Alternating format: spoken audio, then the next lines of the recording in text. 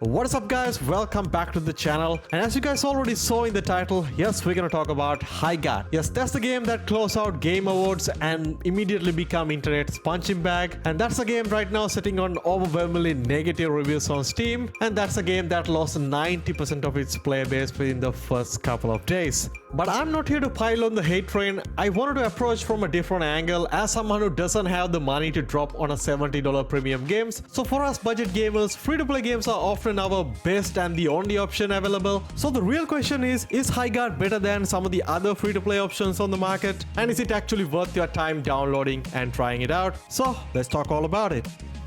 Alright, so for those of you who don't know, what is even Highguard? This one is a brand new free-to-play PvP raid shooter made by former Respawn devs who worked on Apex Legends and Titanfall. In this game, you play as wardens, basically arcane gunslingers with magical abilities, and fight in both 3v3 matches and 5v5 to control mythical continent. But every match has three distinctive phases. The phase 1 is the gear up, where you spawn in your base, you can mount up fantasy creatures like horses, bears, and ride across the open map to loot chests, gather resources, upgrade and reinforce your base. The second phase is intercept. In this phase, there's a magical sword called Shieldbreaker spawned right in the middle of the map, and both teams try to fight and control it because whoever gets the Shieldbreaker can break into the enemy base. Phase 3 is the raid, and this is where things get a bit chaotic. So let's say if you got the Shieldbreaker, then you can actually break the enemy shield barrier and assault into the enemy base, trying to destroy their generators, anchor stone, while they try to defend. So basically a mini siege mod.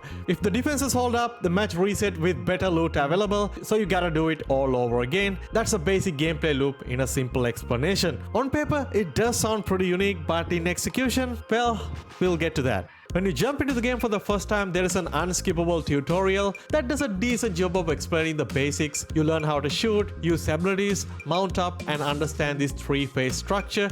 There are currently 8 wardens in the game at launch, split into 3 different classes: Assault, Defense, and Support. And each has a passive, tactical ability, and an ultimate. So if you ever played games like Apex Legends or Valorant, this feels very familiar. The graphics and the art style is a bit decisive in my opinion. Some people think it looks fine, but others, including myself, it looks a bit outdated or generic. Initially at launch, there were some issues with internal resolution, forced motion blur, and the performance was all over the place. But after some of the recent patches, it fixes most of the issues in my opinion. Now it looks like I'm running the game on 1440p. Honestly, I don't mind the visual. It's not stunning, but it's not ugly either. It's just pretty average. Yes, the game also had a bit of issues with the performance. Even on the recommended specs, the game struggled to maintain a consistent frame rate with stuttering, input lag, and weird frame time spikes. They already released some patches to help this out, but I still feel like the game is a bit rough around the edges.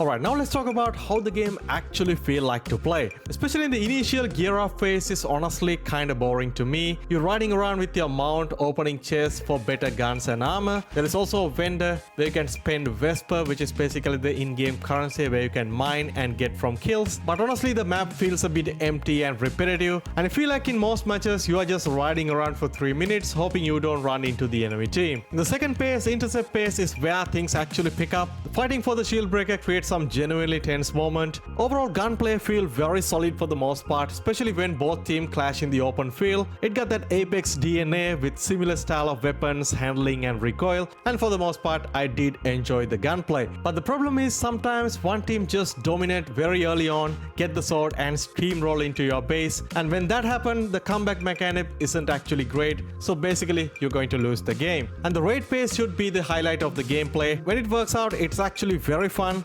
Storming in an enemy base with blast hammers, rocket launchers, and destroying wall can be super exciting, but the base layout can be hit or miss. Especially when you're in defense, it can feel a bit helpless when a good coordinated team overwhelm you. There's nothing much you can do other than respawn and try to get kills. So you gotta have that better balance between attacking and defense, which I feel like it's very much lacking at the moment. The game very recently added a permanent 5v5 mode based on players' feedback. The original 3v3 mode felt way too small for this larger map, so 5v5 does help a lot to fill out the space better. There is also a new rank mode coming up in the next season. So overall, I feel like the gameplay loop is a bit disjoint. I like the fact that they took mechanics from games like Rust, Apex and Rainbow Six Siege and duct taped them together. Sometimes it clicks, other times it feels like three different games fighting for your attention.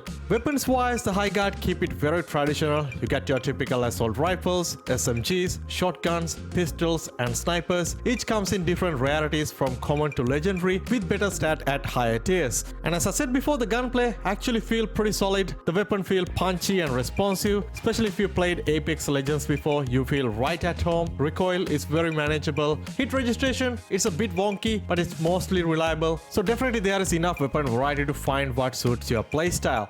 Other than the weapons, you got your raid tools, stuff like blast hammers or rocket launchers designed specifically for destroying structures during base assaults. These are essential for breakthrough walls and feel pretty satisfying to use. But the actual problem is the balancing. Some Warden feel way more useful and powerful, especially characters like Scarlet and Corden, while the other characters feel borderline useless, so hopefully balancing patches will address some of these issues.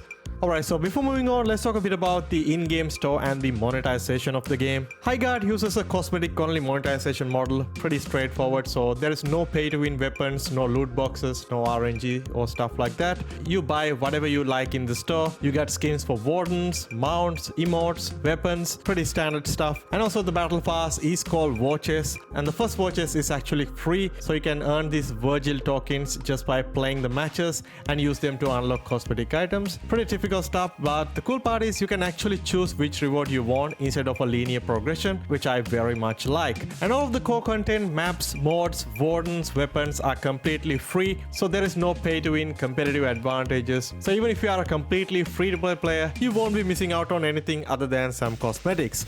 So after all that, is Highguard actually fun to play? So when everything aligns, your team coordinate well, when the matches are very close, let's say if you pull off a clutch raid, the Highguard can be genuinely exciting, but those moments are very inconsistent. Most of the time, matches feel one-sided. The downtime during the gear up phase, it's a bit drag in my opinion. Plus there are some performance and bugs issues at the moment, so I don't think Highguard is a bad game. I think it's a game with a good idea that needs a bit of polish, and the developers are clearly listening and they are already patched performance issues and added a new 5v5 mode. Plus they have a roadmap with rank mode and new content coming, so hopefully we'll see some new improvements, new content to the game in the near future. So if you're primarily a free-to-play gamer and looking for something fresh and new on the market and willing to look over some rough edges, this one is a pretty solid option to try out right now. And also if you get a bunch of friends to jump in with you, the gameplay loop can be genuinely fun. But if you prefer more of a polished, smoother experience and looking for something that respects your time, plus if you already play some other free-to-play games like Apex, Fortnite, Valorant or the finals, you won't be missing out on much if you skip this one. But since the game is 100% free-to-play with no pay-to-win elements, I recommend you guys to download and try it out. On PC it's like 20 gigs, so the download size are very acceptable compared to some of the other modern games. So overall rating, I give it like 6 out of 10. And if you're someone who already played Highguard, I would love to know your thoughts down in the comment section. And as always guys, if this video helpful to you, if you found it interesting, make sure to hit that like button and subscribe for more free to play game coverage like this. Thanks for watching. I'll catch you guys in the next one.